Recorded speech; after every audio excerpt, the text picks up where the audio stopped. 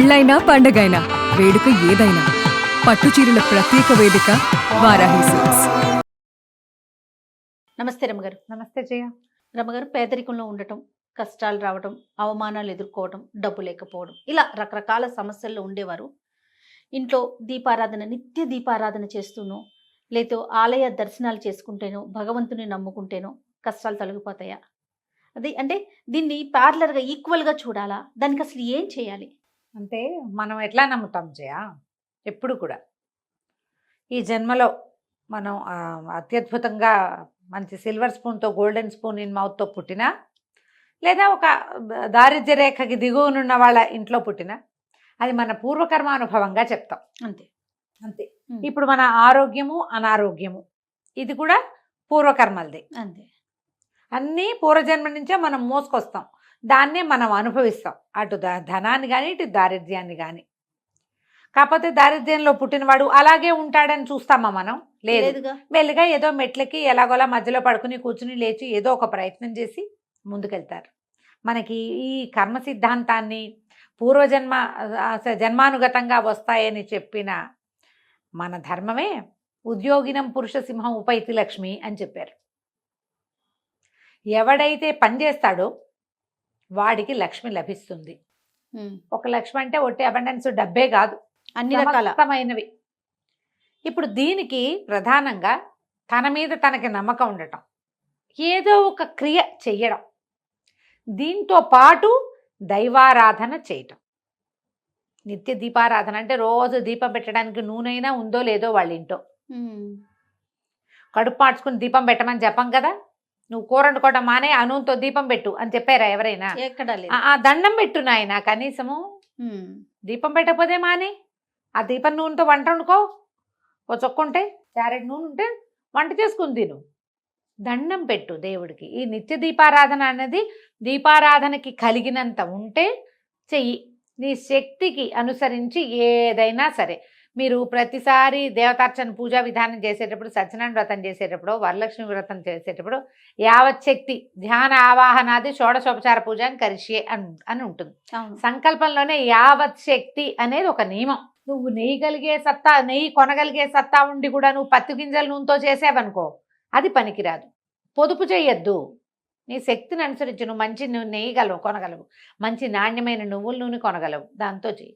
నువ్వు నూనె లేదు, నెయ్యి లేదు, నీకు నీళ్ళకు కూడా గతి లేదు, దండం పెట్టు. మన శక్తిని బట్టి మనం చూసే ముందు మన ఆరాధనా క్రమాలన్నీ చూస్తూనే ఉంటాం. ఆవిడెవరో సత్తుపిండి తెచ్చుకుంది పుట్టింటి నుంచి, సత్తుపిండితోటి బియ్యం కొడుగులు చేసి దీపారాధన చేసి దండం పెట్టుకుంది. వాళ్ళు ఎవరో సత్యనారాయణ వ్రతం దీంట్లో నది ఒడ్డును చేసుకుంటుంటే, పేదవాళ్ళు చేసుకుంటున్నారు ఎవరో నది ఒడ్డున చిన్నగా చేస్తున్నారు. అలంకారాలు లేవు, పువ్వులు లేవు, పూసలు లేవు. అక్కడే వీళ్ళు కూడా నోవు నోచుకోవడానికి ఏం కావాలమ్మా? లోపల ఒకటి ఉండాలి, అంతే. స్థిర చిత్తం, ఫోకస్ ఉండాలి. ఈ రెండు ఉంటే మీరు ఏదైనా చేయొచ్చు. ఇప్పుడు మనం ఎన్ని ₹1,00,000 పెట్టి పువ్వులు పెట్టి అలంకారం చేసినా చేసుకోవచ్చు. 10 రూపాయల పువ్వులతోటి కూడా చేసుకోవచ్చు. ఏమీ లేవు, వాకిట్లో ఓ తులసి చెట్టు, ఒక మందార పువ్వు చెట్టు ఉంటే ఒక్క మందార పువ్వు, ఒక తులసి రెమ్మ పెట్టినా సరిపోతుంది. ఏదో ఒకటి చేయాలి. ఈ క్రియల్లో ఒకటి మీరు ఎలాంటి జీవితాన్ని లీడ్ చేస్తున్నారో దాని నుంచి ఉద్ధరింపబడడానికి ఎవరైనా సరే ముందు ఉద్యోగం, పని, అది పెద్దదో చిన్నదో బరువైందో తేలికైందో మీ శక్తిని అనుసరించి, లేదా మీరు చేయగలిగే పనికి వస్తున్న డబ్బు మీ జీవితానికి చాలకపోతే అప్గ్రేడ్ అవ్వండి, ఇంకొంచెం బెటర్ థింగ్స్ నేర్చుకోండి. ఇది ఎవరికైనా చెప్పాలా జయ? అసలు నాకు తెలియక అడుగుతా. అంతే కదా, చెప్పవలసిందా? ఇది ఏదో చిన్న జీతం వస్తుంది, డిగ్రీ చదివావు 15,000 వస్తుంది, 12,000 వస్తుంది, చాలటం లేదు. గ్రాడ్యుయేషన్ పోస్ట్ గ్రాడ్యుయేషన్ చేయి, ఏదైనా కొత్త కోర్సులు చేయి. ఖర్చు ఆదాయం పెంచుకునే మార్గాలు చూడు, ఖర్చు అంతే ఉంచుకోవాలి. జనరల్గా పీపుల్ ఎట్లా ఉంటారంటే జయ, మానవుల మనస్తత్వాలే అట్లా ఉంటాయి. మనకి ఆదాయం పెరంగానే ఖర్చు పెంచేస్తాం మనం. అవును, ఎప్పుడు ఇలాగే ఉంటుంది. ఆదాయం ఇక్కడ ఉంటుంది, ఖర్చు ఇక్కడ ఉంటుంది. ఈ ఆదాయం పెరిగిన పాత ఖర్చు విధానాన్ని కొంతకాలం పాటు మీరు కంటిన్యూ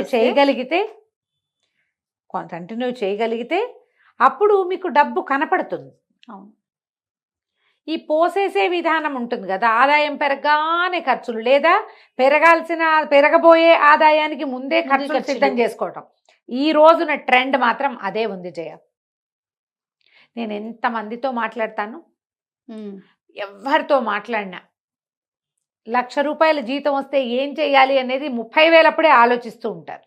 ఎంతసేపు కళ్ళు పైనే ఉంటాయి. అదే క్రియ చేయటానికి పైకి ఉండవు, ఖర్చు చేయడానికి ఉంటాయి. మైండ్ సెట్ మార్చుకోవాలి. పూజ చేయాలి, దీపారాధన చేయాలి, ఏమో నేను వాటిని అంతగా నమ్మట్లేదు. చెయ్యాలి.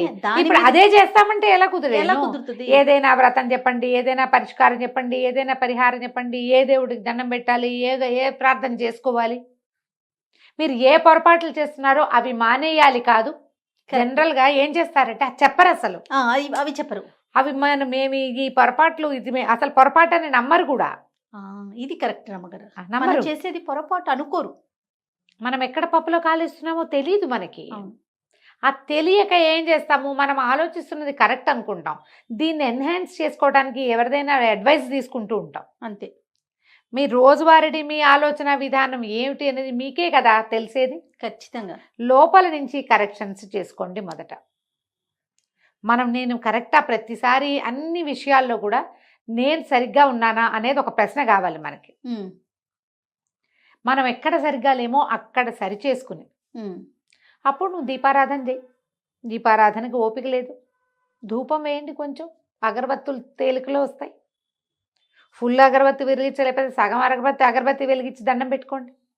శ్రద్ధతోటి దండం పెట్టండి. నా పని నేను చేస్తాను దేవుడా, నువ్వు నాతో ఉండు. అంతే. ఇప్పుడు అదే చేసి ఇంకా పూజలు చేసి ఇంకా పరిహారాలు చేసి ఎన్ని చేస్తే మాత్రమే వాటన్నిటికీ ఖర్చు పెరుగుతుంది తప్ప ఆదాయం పెరిగేది లేదుగా. నువ్వు భక్తి శ్రద్ధ పొద్దున్నే సూర్యుడు కనపడంగానే దండం పెట్టండి. కనపడంగానే పెట్టుకోవాలంటే ఏం చేయాలమ్మా? కనపడడానికి ముందే లేవాలి కదా. ముందు బద్ధకాన్ని వదిలిపెట్టుకోండి. రాత్రి పెందరాళే పడుకోండి. పెందరాళే పడుకోపోయినా పొద్దున్నే లేవండి. పెందరాళ్ళు పడుకోలేదు, మనం పొద్దున్నే ఎందుకు లేవలేదు అంటే రాత్రి లేట్ అయింది అనేది ఒక కారణంగా చెప్తాం. నువ్వు ఎప్పుడైనా పడుకో, సంబంధం లేదు. పావు తక్కువ వారికి నిద్ర లేచి స్నానం చేసి సూర్యుని చూడాలి. చేసి చూడండి. రోజు దీపారాధన చేయటం కంటే కూడా అత్యద్భుతమైన ఫలితాన్ని ఇస్తుంది ఇది. 21 days 21 రోజుల పాటు 5:30 5:40 కల్లా లేచేయాలి. ఆడ మగ ఎవరైనా ఇంటిల్లిపాది లేస్తే మరీ మంచిది. స్నానం చేసేయండి. సూర్యోదయం అవగానే సూర్యుడికి దండం పెట్టుకోండి. 5 నిమిషాలు సూర్యుడి ముందు నిలబడగలిగారా, 10 నిమిషాలు అబ్బో మహత్తరంగా ఉంటుంది. ఆ తర్వాత దీపారాధన చేసుకోండి. మేము ఇల్లు ఉడవాలి కదా, చేయాలి కదా, పాకిలు కడుక్కోవాలి కదా, మీ ప్లాన్ మీ ఇష్టం వచ్చినట్టు చేసుకోండి. ఒకళ్ళు ఇల్లు ఉడిచి ముగ్గేస్తారు, ఇంకోళ్ళు ఇంకో పని చేయండి. సూర్యుని చూడడం మాత్రం మానద్దు. ఓకే.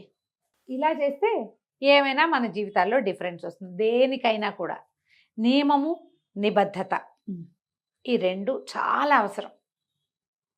దీంతో మనం నియమ నిబద్ధత గుణాలతోటి మనం జీవితంలో ముందుకెళ్ళగలుగుతాం. నియమం ఉన్నవాడికి ప్రకృతి సహకరిస్తుంది. ప్రకృతి అంటే భగవంతుడు, అంతే కదా. ఆటోమేటిక్గా ముందుకెళ్తాం.